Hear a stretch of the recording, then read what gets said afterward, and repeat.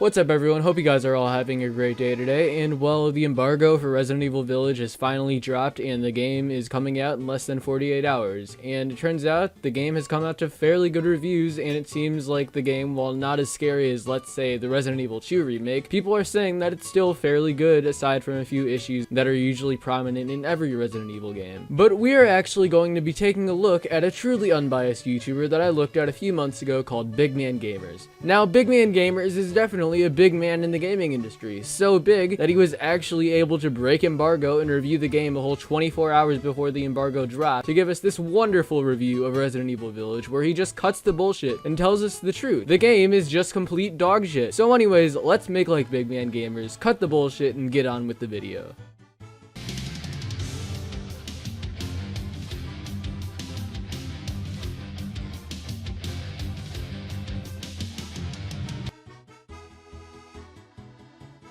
What's up, guys? Big Man here, coming at you with another video. Make sure to like, comment, share, subscribe, all that good stuff. Excuse me for a minute as I buy a new headset because this bitch just broke my goddamn headset. Thanks. And I want to give a shout out to all my subscribers, new and old. You guys are awesome, and don't you ever forget that. So, with all that said, let's get into the review. Kind of funny because you're a fairly small channel that only gets around 300 to 700 views from each video, and it doesn't even say how many subs he has, and when he uploaded the video, the embargo for the game hadn't even dropped, but who knows, we'll just have to watch the video to see how Big Man Gamers here was able to review the game earlier than everyone else. Resident Evil Village, following in the footsteps of Resident Evil 7, once again taking the series' classic, tried and tested gameplay, atmosphere, and storytelling, and dumping them all in the trash! I know 7 was absolutely riddled with plot holes everywhere, but I think 7 had some of the best characters in the series and probably my favorite lore of the entire series. It's just really interesting how they managed to take this story that at a first glance seems like it has nothing to do with Resident Evil and connect it to the rest of the Resident Evil series. It does have its flaws, like the dozens of plot holes in the game, but overall I think it's a pretty entertaining story if you don't think about it too much, which again, that's what Resident Evil stories usually are.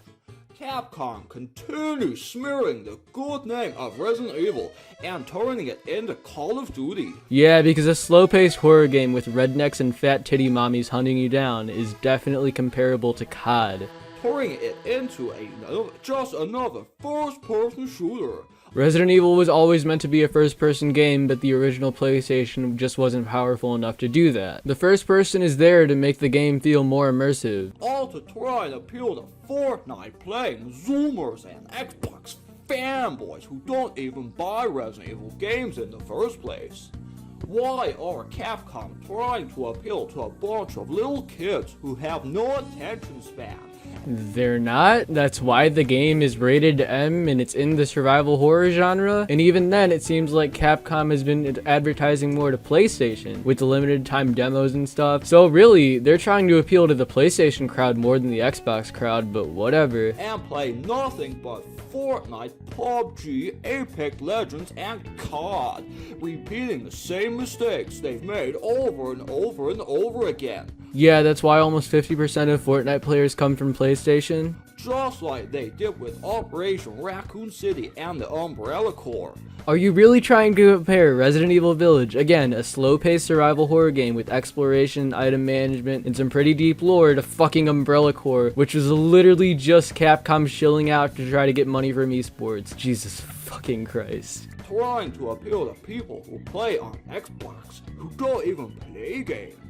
What they do is, after pre-ordering without doing any research, of course. Ironic coming from a PlayStation fanboy led by their Lord and Savior JTech TV, who literally pre-orders games just because they have the words only on PlayStation on the box. But on pre-ordering the game, yeah, you got me there. I'll give you that. What they do is boot up their console, start the game, and instead of actually playing the story, what they do is go into the game's in-game store and buy hundreds of dollars worth of loot boxes and microtransactions on their mom's credit card. That's what they do.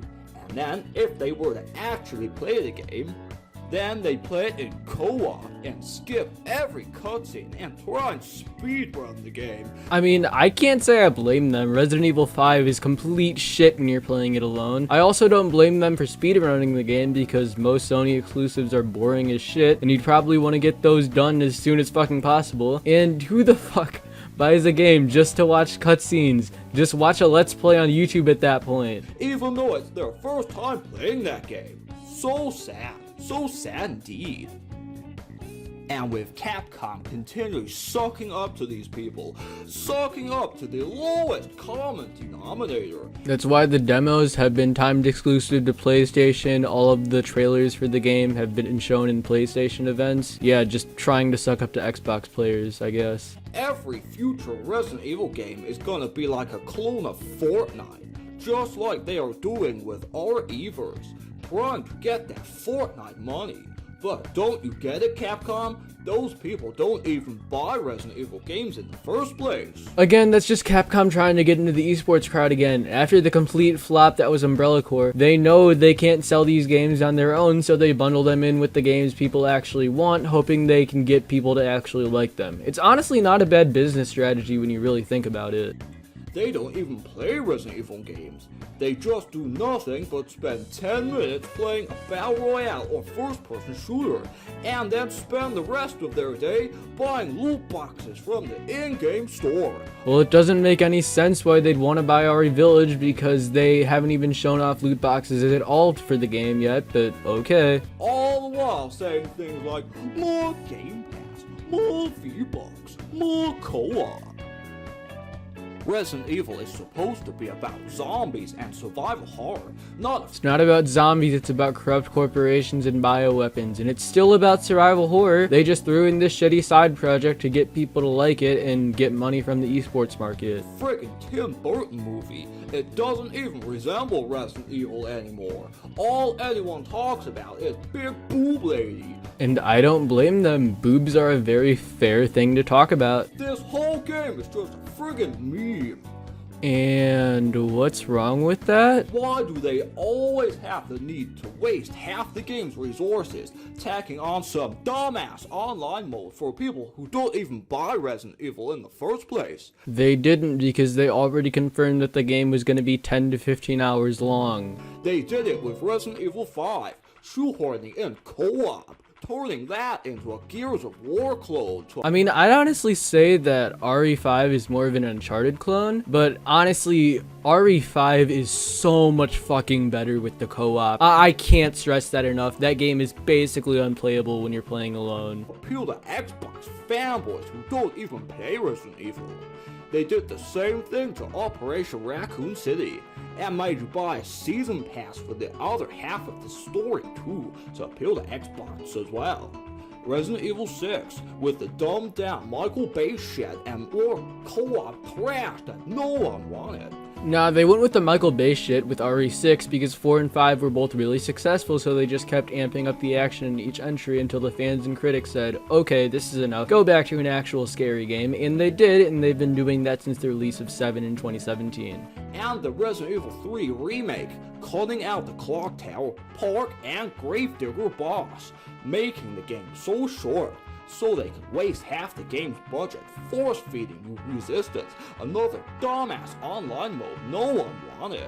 But RE3 and RE Village are completely different games. RE3 was really rushed out because they wanted to get it out as soon as possible right after the success of RE2, and RE Village has been in the works since RE7 in 2017.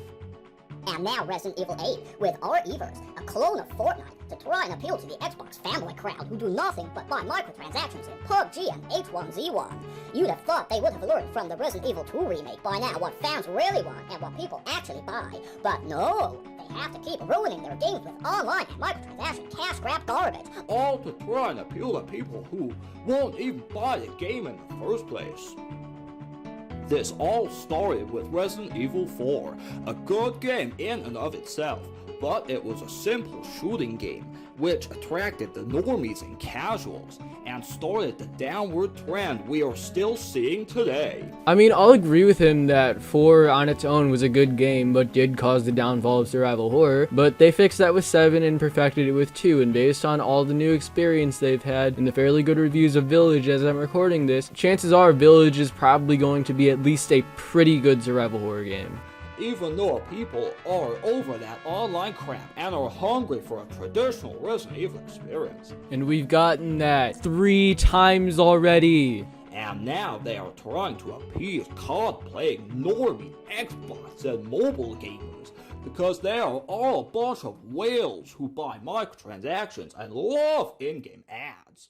If these noobs end up getting their way, every future game in the Resident Evil series will be like the Umbrella Corps and RE-verse. No, because Capcom clearly doesn't care anymore that the action-focused games were successful. It seems like with Village they're trying to mix in the action of RE4 and the horror of the original trilogy into something that could honestly be really special, and I genuinely haven't been this excited for a game since The Last of Us 2 last year. But anyways, I'm gonna end the video here because he just repeats himself over and over again like every goddamn Sony fanboy out there, but as always, thank you guys for watching and I hope you guys all have a great day.